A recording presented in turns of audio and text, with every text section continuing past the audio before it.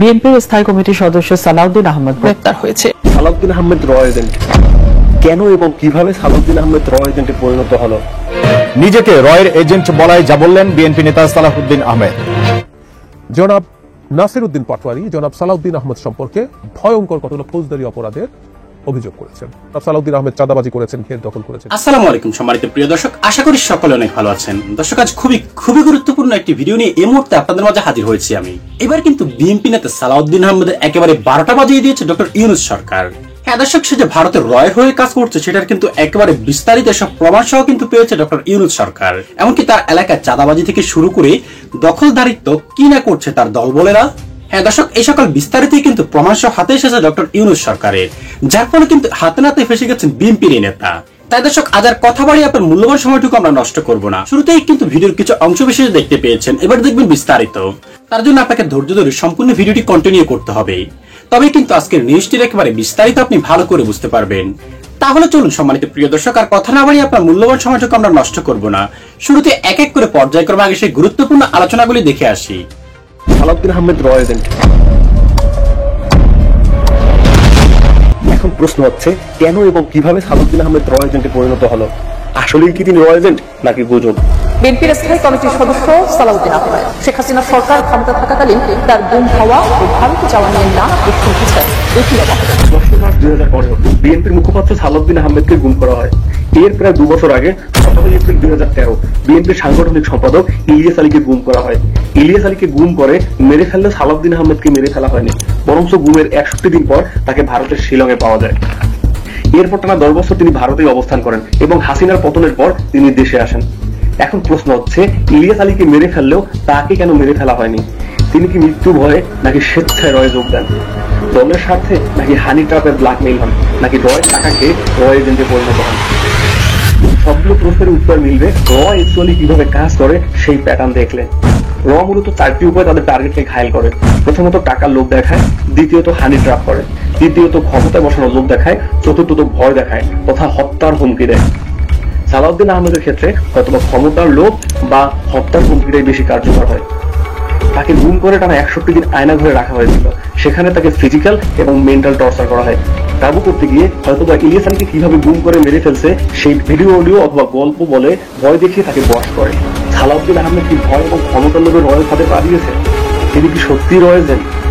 এর উত্তর পাবেন হাসিনা পরবর্তী সালাউদ্দিন আহমেদের এই 9 মাসের কার্যকলাপ। ছাত্র জনতা তথা গোটা জাতি যখন আওয়ামী লীগের নিষিদ্ধের ব্যাপারে একমত, জুলাই গণহত্যার বিচারের দাবিতে একমত, রাষ্ট্র সংস্কার এবং সংবিধান অ্যামেন্ডমেন্ট নিয়ে আন্দোলনে ব্যস্ত, সালাউদ্দিন আহমেদ তখন নির্বাচন চান।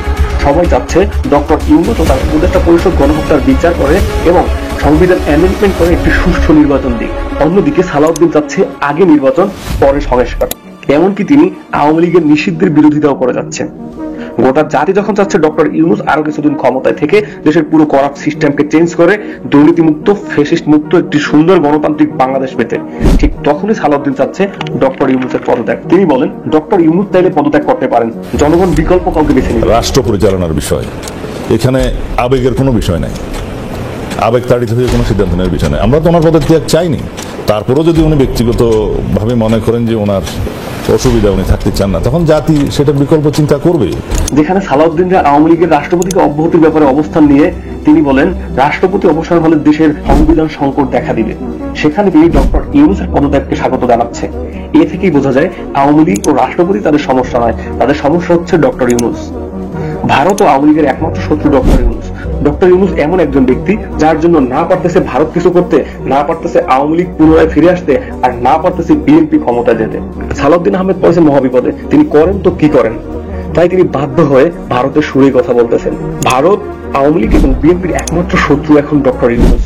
সালাউদ্দিন আহমেদকে 61 দিন আয়না ঘরে বন্দি রেখে টর্চার করে মেরে না ফেলে কে বা কারা, কেন এবং কিভাবে বাংলাদেশ থেকে তাকে ভারতে নিয়ে গেল? তিনি কি টর্চার সহ্য করতে না পেরে রয়ের কাছে আত্মসমর্পণ করেছেন, নাকি ক্ষমতা এবং টাকার কাছে নিজের আত্মাকে বিক্রি করে দিয়েছেন? 10 বছর অন্য দেশে নির্বাসন কাটিয়ে দেশে আসলেন, গুম কমিশনে গিয়ে দেখা করে বিবৃতি দিয়ে আসলেন, এখন পর্যন্ত কেন মামলা করেননি? তাহলে কি সত্যি আপনি র এজেন্ট? যদি র এজেন্ট না হন, তার জবাবদিহিতাও আপনাকেই করতে হবে। আপনার উচিত প্রেস কনফারেন্স করে সত্য মিথ্যা সবকিছু বাংলাদেশের মানুষের কাছে তুলে ধরা। তাহলে দুধকে দুধ পানিকে পানি সবার কাছে গ্রহণযোগ্য হবে। আপনি 10 বছর আপনার স্ত্রী সহ ভারতের শিলংয়ে অবস্থান করেন, সেখানে আপনি মিটিং করেন এবং তার কিছু ফটো সোশ্যাল মিডিয়ায় ভাইরাল হয়, যেগুলো নিয়েও আপনার সত্যতা জাতিকে অবগত করা উচিত। রহমানকে গুম করে মেরে না ফেলে ভারতে পাচার করার ব্যবস্থা করে দিলেই যে তিনি র এজেন্ট, এমনটা নাও হতে পারে। একচুয়াল কি হয়েছে, কিভাবে তিনি ভারতে পৌঁছালেন, সেটা তিনিই ভালো বলতে পারবেন। তবে সালাউদ্দিন আহমেদের বর্তমান কার্যকলাপ তাকে প্রশ্নবিদ্ধ করছে।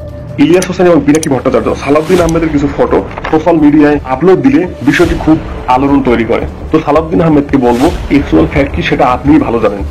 মৃত্যু হয়, হানি ট্রাপ, টাকা ও ক্ষমতার লোভ, কিসের জন্য আপনি র এজেন্টে পরিণত হলেন সেটা প্রেস ব্রিফিং এর মাধ্যমে জাতির কাছে তুলে ধরেন। জাতি আপনাকে ক্ষমা করে দিতে পারে, কেননা গুম হওয়া, আয়নাঘরে ব্রুটাল টর্চার সহ্য করা, গান পয়েন্টে জীবন বাঁচাতে নো অপশন, জয়েন র অ্যান্ড সেভ লাইফ। কি করার, 90% লোকই হয়তো তোমার জীবন বাঁচাতে এই অপশনটাই বেছে নিবে। আর যদি এসব এলিগেশন ভিত্তিহীন, বানট এবং গুজব হয়, সেটাও জাতিকে জানাবেন। বিএনপির সর্বোচ্চ পর্যায়ের খুবই প্রভাবশালী একজন নেতার বিরুদ্ধে এনসিপির খুবই প্রভাবশালী একজন নেতার একটা মন্তব্য নিয়ে গতকাল কক্সবাজারে বেশ কিছু ঘটনা ঘটেছে। আমরা জানি এনসিপি তার দেশব্যাপী পদযাত্রা কর্মসূচি করছে, তারই অংশ হিসেবে তারা কক্সবাজার গিয়েছিলেন এবং সেখানে একটা বক্তৃতায় অনুষ্ঠানে জনাব নাসির উদ্দিন পাটোয়ারি বিএনপির জনাব সালাউদ্দিন আহমেদকে ইঙ্গিত করে, উনি সরাসরি তার নাম নিয়েছেন তা নয়, কিন্তু এত স্পষ্ট ক্লু দিয়েছেন তাতে এটা জনাব সালাউদ্দিন আহমেদ, এটা নিয়ে আর কোনো কনফিউশন থাকে না। তাকে কটাক্ষ করেছেন, কটাক্ষ করে কথা বলেছেন, অনেক বিতর্ক শুরু। ইনফ্যাক্ট নাসিরউদ্দিন পাটোয়ারি বলছেন, আগে আওয়ামী লীগের আমলে নারায়ণগঞ্জে বিখ্যাত গডফাদার শামীম ওসমান ছিল, এখন শুনছি কক্সবাজারের নব্য গডফাদার শিলং থেকে এসছে। এই যে শিলং থেকে এসছে, ইটস সো ক্লিয়ার জনাব সালাউদ্দিন আহমেদকে তিনি বলছেন। তারপর বলছেন ঘের দখল করছে, মানুষের জায়গা জমি দখল করছে, চাঁদাবাজি করছে, তার নাম না বললাম, আবার নাকি সে সংস্কার বোঝে না। খুবই ইম্পর্টেন্ট একটা ব্যাপার। বিএনপির কিছু নেতা সাম্প্রতিক সময় এনসিপি সম্পর্কে এনসিপির নেতাদের সম্পর্কে খুবই বাজে মন্তব্য করেছেন এবং এর মধ্যে স্ট্যান্ডিং কমিটি মেম্বার আছে বা খুবই পুরনো পোড় খাওয়া নেতা আছে। কেউ কেউ এটার সাথে প্যারালাল টেনে বলছেন বিএনপি পারবে, এনসিপি কে পারবে না। উত্তর হচ্ছে না, দুটো একেবারেই কম্পেয়ারেবল না, একেবারেই কম্পেয়ারেবল না। এনসিপির বিশেষ ফ্লোতে ভেসে যাওয়া বলে যা বলা হয়েছে, কোন রকম কোন নেতার বিরুদ্ধে স্পেসিফিক ফৌজদারি অপরাধের অভিযোগ করা হয়নি। জনাব নাসির উদ্দিন পাটোয়ারি জনাব সালাউদ্দিন আহমেদ সম্পর্কে ভয়ঙ্কর কতগুলো ফৌজদারি অপরাধের অভিযোগ করেছেন। এগুলো যদি সত্য হয়, তার মানে একটা জেনারেলাইজ কমেন্ট করা, সেটা স্ল্যাং হতে পারে, কিন্তু সেটা কাউকে এইভাবে অপরাধে অভিযুক্ত না করা হলে সেই তুলনায় এটা বিভৎস। আমরা তো এই প্রশ্ন করতেই পারি, এনসিপি তাহলে কেন ভুক্তভোগীদেরকে দিয়ে এখানে মামলা করানোর ব্যবস্থা করছে না, অথবা ফৌজদারি অপরাধের ক্ষেত্রে পুলিশও তো বাদী হয়ে মামলা করতে পারে, এই সরকার তো তাদেরই, তারা সেই ব্যবস্থা করছেন না কেন? বা তারা প্রকাশ করুন কোথায় জনাব সালাউদ্দিন আহমেদ চাঁদাবাজি করেছেন, ঘের দখল করেছেন, কি করছেন, করতে হবে। এই ধরনের অভিযোগ কিন্তু ভয়ঙ্কর। এটাও সত্য, এই অভিযোগের পর সবচেয়ে ভালো হতো, উচিত হতো বিএনপি টলারেন্স দেখায়। বিএনপি নেতাকর্মীরা যতই ভালোবাসায় আঘাত পেয়েছেন, তাই সব করেছেন, এগুলো আমরা আসলে বর্তমান গণতান্ত্রিক প্রেক্ষাপটে, ভবিষ্যতের গণতান্ত্রিক প্রেক্ষাপটে গ্রহণ করি না, কোনোভাবেই গ্রহণ করি না। বিএনপির কাজটা না করা উচিত হবে ভবিষ্যতেও। বিএনপির উচিত হবে তাদের এই নেতাকর্মীদেরকে সামলানো। খুবই অন্যায় গর্হিত কথা হয়েছে, কোনো সন্দেহ নেই, কিন্তু এটা না করলে বিএনপি বড় দল হিসেবে আরো বেশি দায়িত্বশীলতার পরিচয় দিতে পারত, দেওয়া উচিত হবে। এটা নিয়ে আমরা যেন ক্রমাগত কথা বলি। আমি বিশ্বাস করি জনাব সালাউদ্দিন আহমেদ তার এলাকার নেতাকর্মীদেরকে এইসব ব্যাপারে সতর্ক করবে। শুধু তিনি নন, বিভিন্ন জায়গায় একই ধরনের ঘটনা ঘটতে পারে। বিএনপির সকল নেতার উচিত হবে এই ধরনের বার্তা তাদের এই ধরনের পর্যায়ে পৌঁছে দেওয়া, যাতে তারা এরকম কিছু না করে। এখন কক্সবাজার এই ঘটনা ঘটার পর তারা আবার প্রাসঙ্গিক হয়ে উঠলেন, তাদেরকে নিয়ে কথাবার্তা বলছি। নেগেটিভ ভাবে কথা বলেও যদি কেউ বলে থাকেন, সেটাও তারকে নিয়ে আলোচনাই হয়, এটাই নিয়ম। গতকাল 3টা টক শোতে পার্টিসিপেট করেছি এবং 3টাতে এনসিপি অবধারিতভাবে আলোচনায় এসছে, তাদেরকে নিয়ে কথা হয়েছে। আর এনসিপি অন্তত দেখাতে পারছে তারা আওয়ামী লীগের মার খায়, তারা বিএনপির মার খায়, এবং তারা বিএনপি এবং আওয়ামী লীগকে একই রকম কিছু সেই হিসাবে তারা দেখানোর চেষ্টা করতে পারে এই ঘটনাগুলোর প্রেক্ষাপটে। কিন্তু আমরা খেয়াল করছি যে এই দেখানোর মাধ্যমে আসলে তাদের কতটুকু বেনিফিট হবে। জনাব সালাউদ্দিন সম্পর্কে তাদের কিছুটা ক্ষোভ আছে আমি ধারণা করি, কারণ সংস্কার বোঝেন না, এটাও ইঙ্গিত করেছেন জনাব পাটোয়ারি। জনাব সালাউদ্দিন আহমেদ বিএনপির হয়ে ঐক্যমত্য কমিশনে পার্টিসিপেট করছেন এবং খুব এনগেজিং ওয়েতে করছেন। প্রতিদিন প্রতিটা সেশনে যান, পুরো সময় থাকেন, প্রচুর হোমওয়ার্ক করে যান বলে আমি এই কমিশনের সূত্র থেকেই শুনেছি বা যারা পার্টিসিপেট করেন। ফলে তিনি তার জায়গা থেকে তার দলের যে চিন্তা সেগুলো তিনি ওখানে এক্সপোজ করেন, এগুলো ডিফেন্ড করেন, এবং বলা বাহুল্য অনেকগুলো এনসিপির চিন্তার সাথে তাদের অ্যালাইনমেন্ট নেই, বিশেষ করে আপার হাউস প্রপোর্শনাল রিপ্রেজেন্টেশন হবে কিনা, ন্যাশনাল কনস্টিটিউশনাল কাউন্সিল হবে কিনা, পরে সেটা কমিটি করা হচ্ছে, এগুলো করবে কিনা, এটা নিয়ে সিরিয়াস ধরনের ডিবেট আছে। সেই ক্ষোভটাই বোধ করে এখানে উগরে দেওয়ার চেষ্টা হয়েছে এই ধরনের বিভৎস অভিযোগ করে। তার মানে আমরা যে কথাটা বলতে চাইছি, এনসিপি এখন বিএনপির বিরুদ্ধে খুবই স্পেসিফিক অভিযোগ করছে। এখন এনসিপির আরেকটা জিনিস আমরা একটু যোগ করবো, মানে যে জায়গাগুলো একসময় তারা ধরতেন না, জনাব তারেক রহমান সম্পর্কে একই ধরনের মতো শিলং, মানে জনাব সালাউদ্দিন আহমেদ সম্পর্কে আরেকজন নেত্রী একই রকম কথা বলেছেন, শিলং পালিয়ে গেছেন। জনাব তারেক রহমান সম্পর্কে লন্ডনকে ইন্ডিকেট করে কথা বলা হয়েছে যে কেউ ভারতে পালায় আর কেউ লন্ডনে থাকে, খুবই গুরুত্বপূর্ণ নেতা। এই ধরনের মন্তব্য জনাব তারেক রহমানকে ইন্ডিকেট করেছে, মানে জনাব তারেক রহমান আক্রমণের জায়গায় গেছেন। শুধু সেটা না, বেগম খালেদা জিয়ার প্রতি এক ধরনের আপাত শ্রদ্ধা দেখানো এনসিপি বেগম খালেদা জিয়াকে খোঁচা দিয়েছেন।